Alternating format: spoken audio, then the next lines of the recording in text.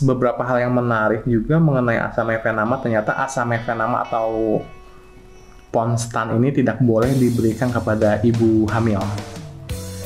Kenapa tidak boleh diberikan kepada ibu hamil? Karena Ponstan atau asam mefenamat ini dapat mempengaruhi janin yang ada di perut pada ibu hamil. Ternyata Ponstan atau asam mefenamat ini dapat memberikan pengaruh terhadap janin. Jadi untuk teman-teman yang sedang mengandung tidak boleh meminum asam mefenamat ya.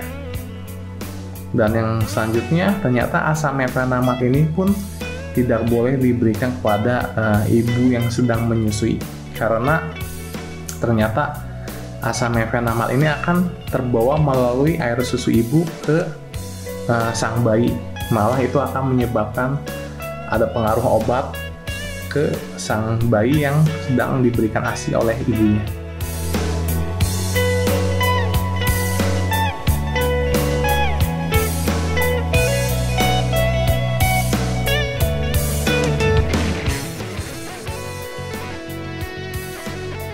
Hai semuanya, selamat datang di channel saya Tanya dan Konsultasi Obat bersama Apoteker. Perkenalkan, saya Timothy Kristofani, seorang apoteker, seorang farmasi di bidang obat-obatan.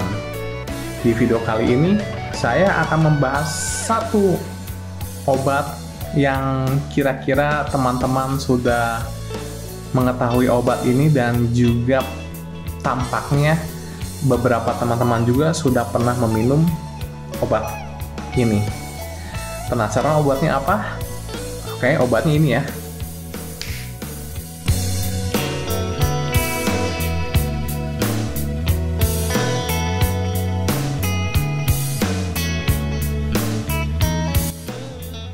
Oke, itu obatnya Ponstan. Udah tidak asing kan bagi teman-teman nama obat Ponstan ini? Ya, betul sekali. Ponstan ini sering dipakai untuk mengurangi rasa nyeri. Biasanya sih dipakai untuk mengurangi rasa sakit gigi, sakit kepala, sakit otot, atau pegal-pegal ya. Memang betul, jadi Ponstan ini memang memiliki fungsi untuk meredakan nyeri ringan sampai ke sedang, dan biasanya yang paling sering dipakai sih untuk mengurangi sakit gigi ya, rata-rata seperti itu. Dan seperti yang teman-teman ketahui, Ponstan ini kan untuk mengurangi rasa nyeri, dan komposisi dari Ponstan inilah yang akan kita bahas. Komposisi Ponstan ini isinya adalah ini. Oke, itu isinya ya. Isinya yaitu asam mefenamat. Jadi, asam mefenamat ini bisa dikatakan komposisi atau isi dari Ponstan, obat Ponstan tersebut.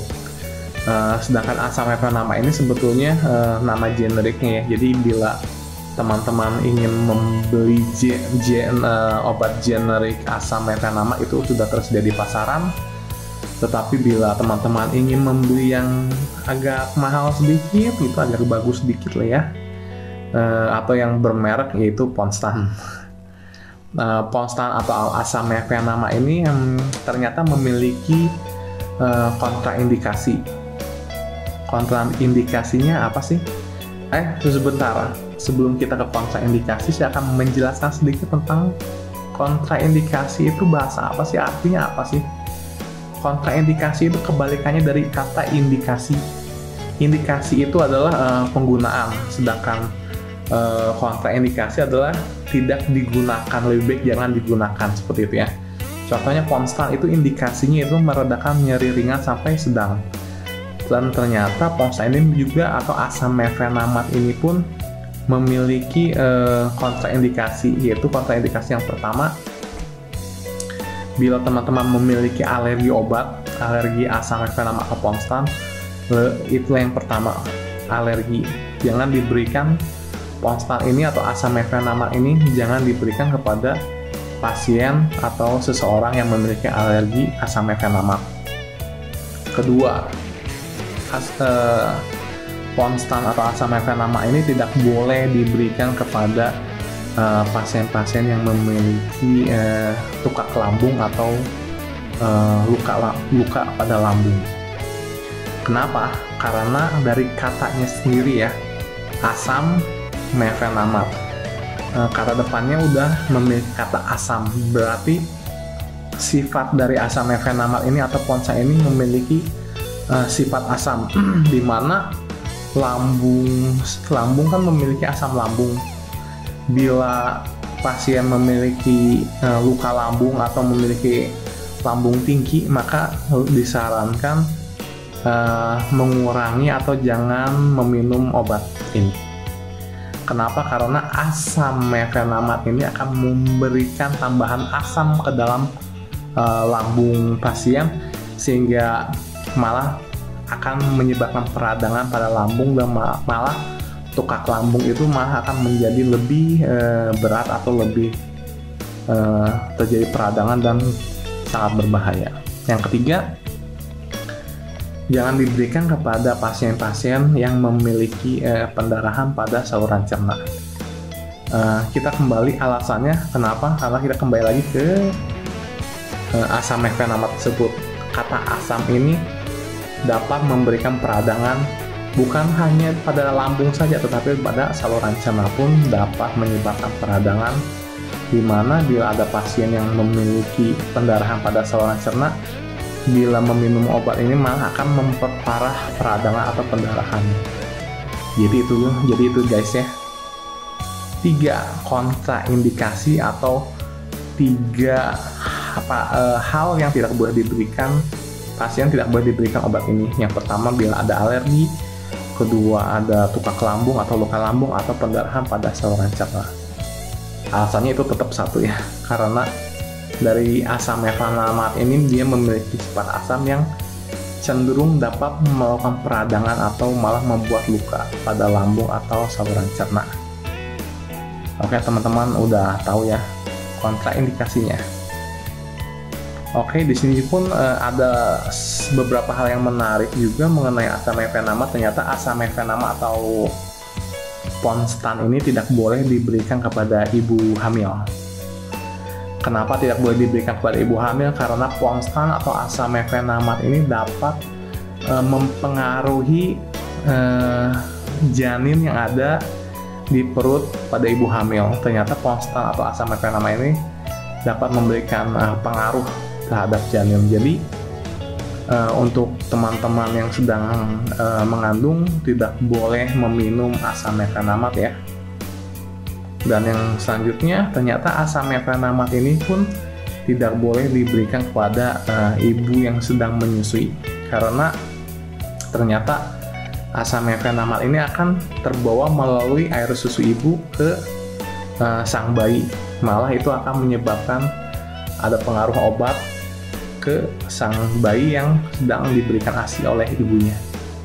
Jadi itu ingat ya guys ya, tidak boleh diberikan asam mefenamat ini, tidak boleh diberikan kepada ibu hamil, tidak boleh diberikan kepada ibu yang sedang menyusui, karena akan memberikan pengaruh obat tersebut memberikan pengaruh pada janin dan lewat air susu ibu ke bayi.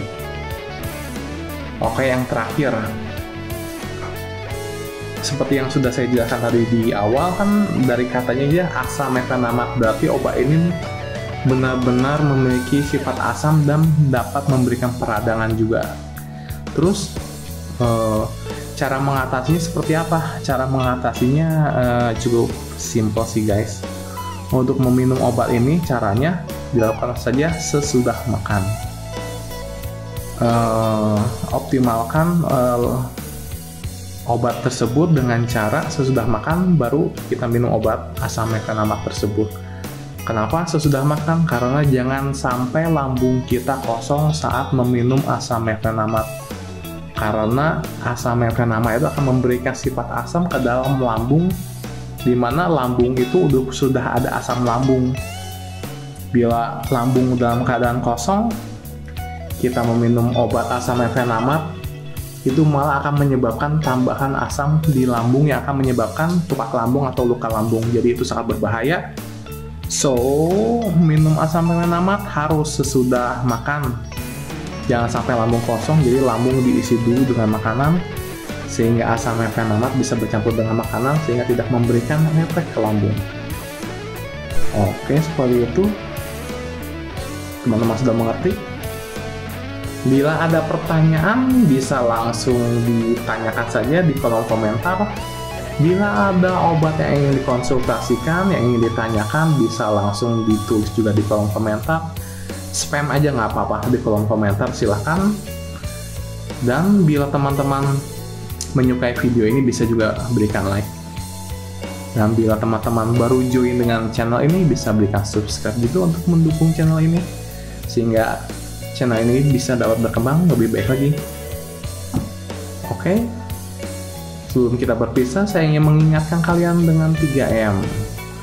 Gunakanlah masker saat beraktivitas di luar rumah, mencuci tangan, jangan lupa mencuci tangannya selama 20 detik, dan juga menjaga jarak saat teman-teman beraktivitas di luar rumah, sehingga kita bisa bersama-sama memutus rantai penularan COVID-19. Saya Timothy, pamit undur diri.